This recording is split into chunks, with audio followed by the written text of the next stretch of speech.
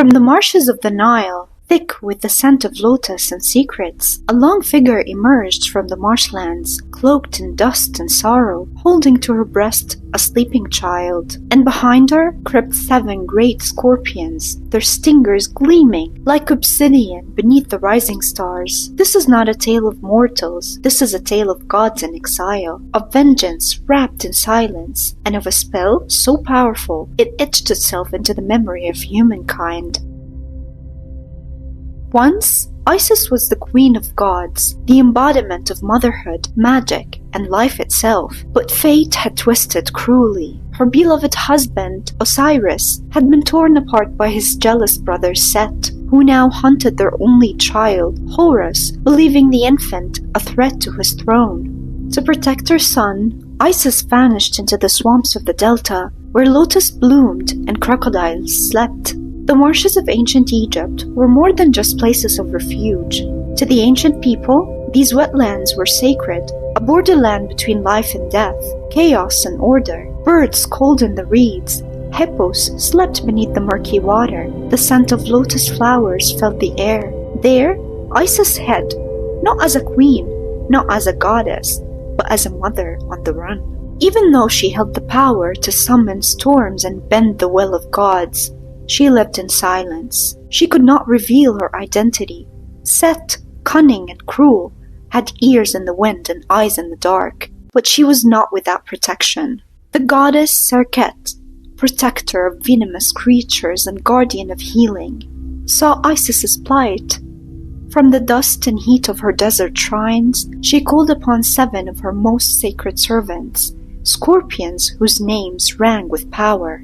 Tephen, the fiercest of them all, Bethen, swift as a desert wind, Mestet and Mestatef, twin-hearted and loyal, Petet, with a sting that clouded the mind, Thetet, whose presence could not be seen until it was too late, and Matet, youngest, sly and sharp as the crescent moon.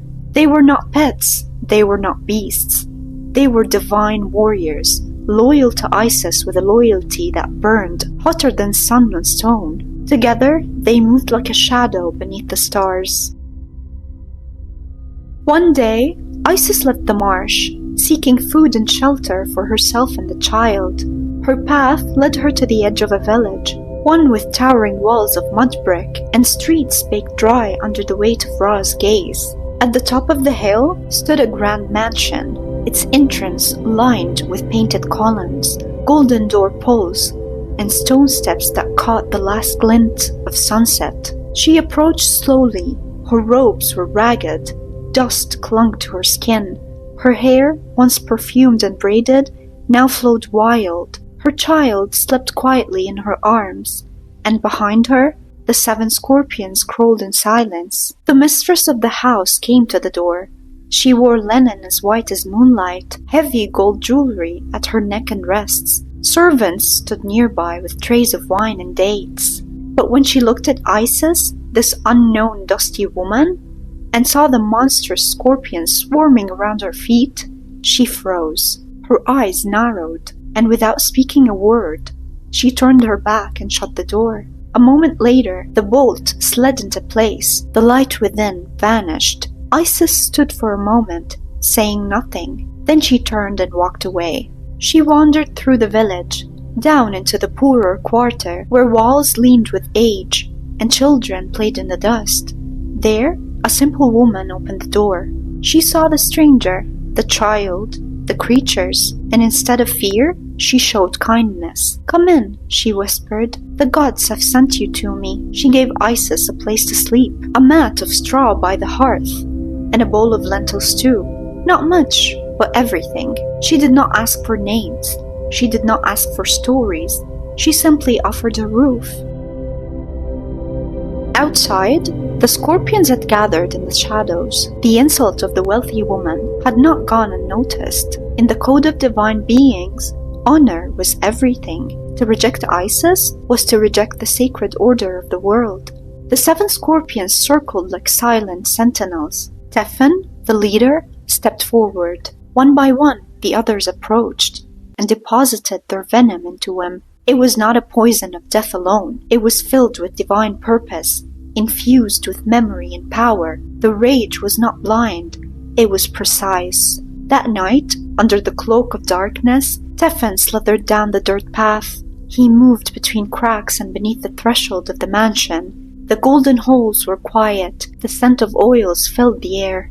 He found the woman's son, the one who had played by the fountain earlier that day, sleeping soundly on a mat of embroidered linen, and with one swift strike, Tefn stung him. The boy's cry pierced the stillness like a blade through silk. The mother awoke, rushed to his side, and saw the swelling in his chest, the darkening of his skin. She gathered him in her arms and ran from the house, barefoot, wailing, her voice echoing through the village streets. Isis heard the cry. She stepped outside with her hostess beside her. The scorpions stirred, watching silently from the shadows. The woman came into view, her face streaked with tears, her arms clutching her child, and Isis recognized her. She saw the fear in the mother's eyes. She saw the pain, and she saw the consequence. Without judgment, she stepped forward. The woman, desperate, placed her son in Isis's arms, not knowing who this stranger was, only hoping for a miracle. And then Isis spoke, not in anger, not in blame, but in divine authority. Her words flowed like sacred river chants, etched into time itself. O poison of Tefn, come out of him and fall upon the ground. Poison of Bethen, advance not, penetrate no farther. Come out of him and fall upon the ground. For I am Isis, the great enchantress, the speaker of spells. Fall down, O poison of Mestet. Hasten not, poison of Mestetef. Rise not, poison of Petet and the Tet. Approach not, poison of Matet. With each name she invoked, the venom shrank away. The boy's breathing slowed.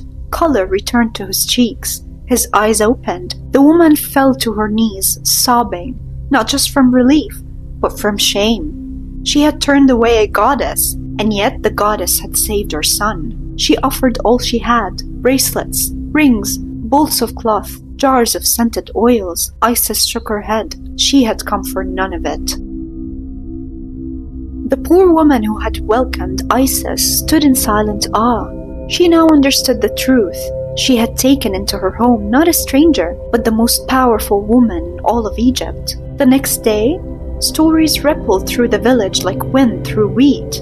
The goddess had walked among them, and she had forgiven. Soon, the people began to recite Isis's spell, teaching it to their children, whispering it over the sick, inscribing it into papyrus scrolls and temple walls. Even today, fragments of this invocation survive in magical texts found in tombs. It is one of the oldest recorded spells in human history. They learned not only how to treat scorpion bites, but how to offer compassion before judgment, hospitality before fear, and kindness without expectation. For what Isis gave that night was more than healing. She gave the world a lesson. In the end, Isis didn't need power to prove she was divine. She needed only compassion. Her journey was one of grief and hiding, yes, but also of healing, protection, and love that rippled across centuries. The scorpions still crawl the desert, and in every whispered charm, every healing prayer, her magic lives on. This was the story of Isis and the 7 scorpions, a tale not just of gods, but of what it means to protect, to forgive, and to be remembered. Subscribe for more forgotten stories, myths, and ancient truths, and let us know in the comments below, which myth would you like to hear next?